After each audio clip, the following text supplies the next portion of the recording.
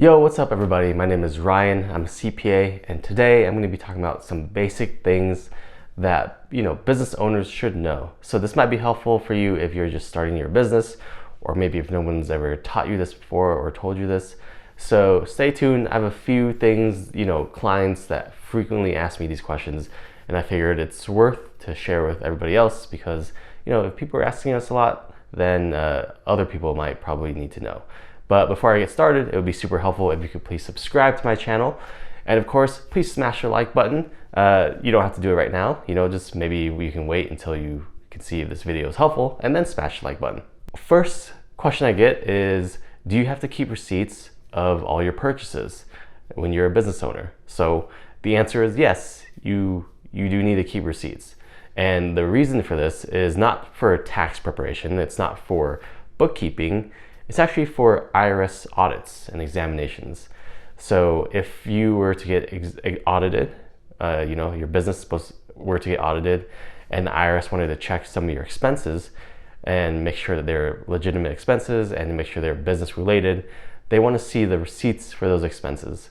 So yeah, bank statements and credit card statements are just not enough to show proof of that.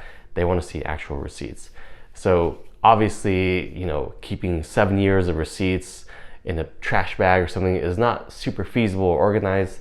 They will accept electronic copies of receipts. So usually accounting softwares like QuickBooks or Xero, they let you scan receipts in and you can link them to each transaction that pops up in the software so that it's all organized.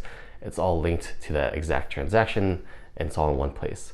So something to keep in mind, if you haven't been doing this, please get in the habit of keeping your receipts, scanning them, taking pictures of them, keeping them organized, because, also just because you have receipts, if they're all in a pile of mess, it's going to be even more difficult to, rummage through them if you get audited. Something to keep in mind. The second question I get is, do you need a separate checking account for your business? And this all depends on how your business is structured.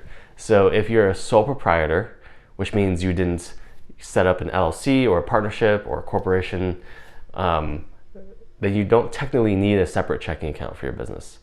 I would still recommend one because it would make tracking your income and expenses much easier, to have all your business income and expenses go into one checking account and then all your personal stuff just in the separate checking account. It just tracks everything much easier.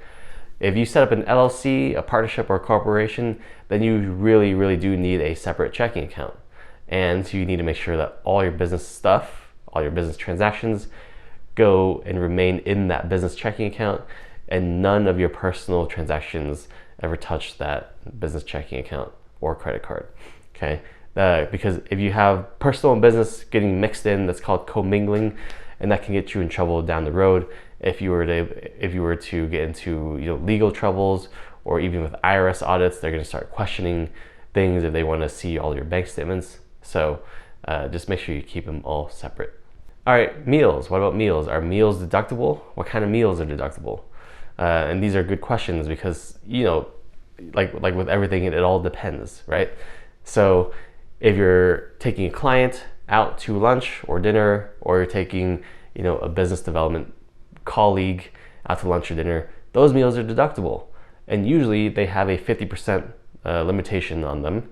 Over the past couple of years, though, there's been a 100% deduction allowance because of COVID, but normally there is a 50% limitation on these kinds of meals, and that's really because if you're taking somebody out to lunch, the goal there is to just be able to deduct their portion of the meal and not deduct your own portion, okay?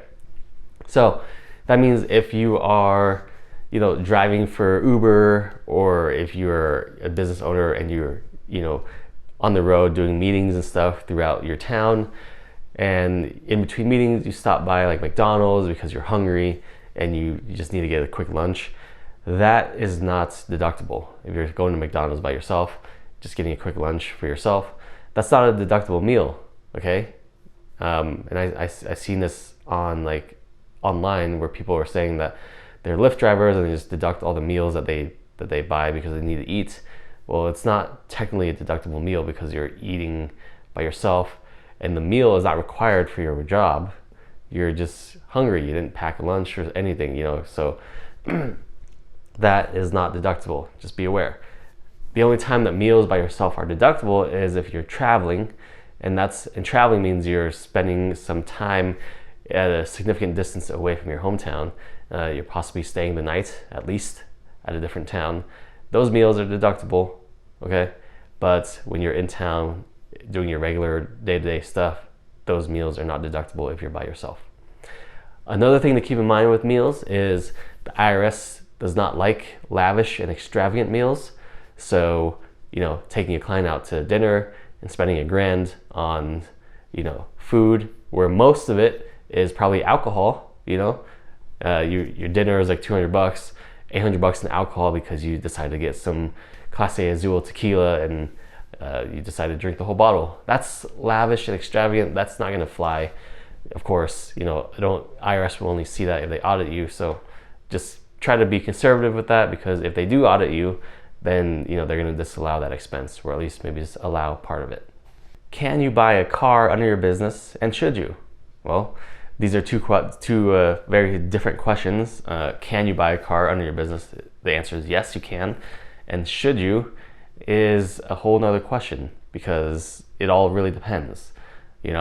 Technically, if you buy a car under your business, it should be used 100% for business.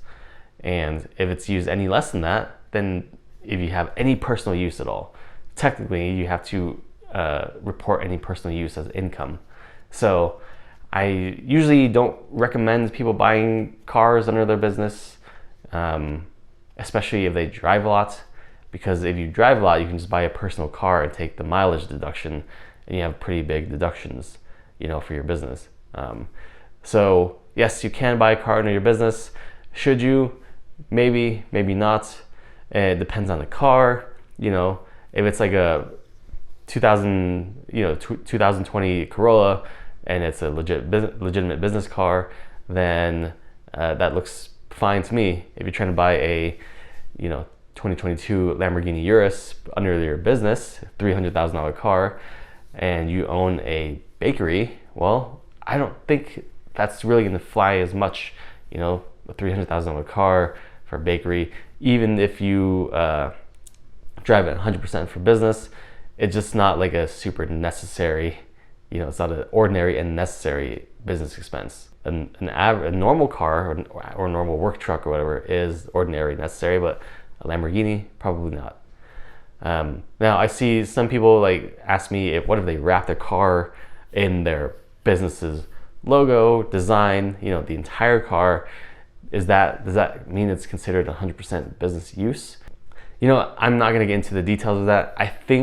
What I think is there could be an argument made that is 100% business use, but I'm not going to advise anybody on YouTube to do that and claim a business deduction. Remember, that's not my advice. I just think there could be an argument made for that. Can you buy gifts for clients and deduct them? Or can you buy gifts for employees and deduct them? And the answer is yes, you can. But these gifts, they are only deductible up to $25 per person that you give out. So if you buy somebody a $25 gift card to Amazon, who is a client, that is deductible. That's great. If you buy somebody a $100 gift card to Amazon, then $25 of it is deductible, and the rest will have to be not deductible. It's going to be included in your income, unfortunately. So there's that rule. And what about for employees? If you have employees in your company, you want to buy them like a vacation or something, something outside of the traditional just bonus, is that deductible? The answer is yes, it is. However, you have to include it on their W-2 as income. Okay, so that's the catch. You want to give somebody a $2,000 bonus, well, you deduct it from your company and you include it on their W-2, right? You want to give somebody a $2,000 vacation, so you're skipping the actual cash, you're just buying them a vacation. That same concept. You deduct it from your company, you have to include it on their W-2 as income, okay? And they might not have enough taxes withheld from that, so they just might need to be aware of possible tax liabilities. All right, last question I'm going to go over today is, can you take a client or a colleague out to a sports game and deduct it, or any kind of entertainment? So the entertainment expense deduction has been disallowed since the Trump tax reform. So that's been a huge change in that sector. So, generally, no, you can't just take a client out to a sports game and deduct it. However, there are some instances where you can involve sporting events and have it be deductible. So if there is a business purpose to the sporting events, then you can deduct it. Now, what does that mean? So if you are taking a client to a basketball game and you're sitting in regular seats, that's generally, the IRS may see that as not possible to have a business purpose. Like, you can't really network, you can't talk business with a client because you're just watching the game, or you're less likely to talk business with a client because you're just, you're facing towards the arena, you're forced to watch the game. So and you're around loud crowds, it's difficult to actually conduct business. However, and funny enough, if you rented a suite, a private suite in the game, and you had some clients attend, and you had provided food, and you're all networking and you're chatting, that actually is more likely to be deductible than just buying a client like a couple seats to the game. Because in the private suite, obviously you're not distracted by the crowds, by the game.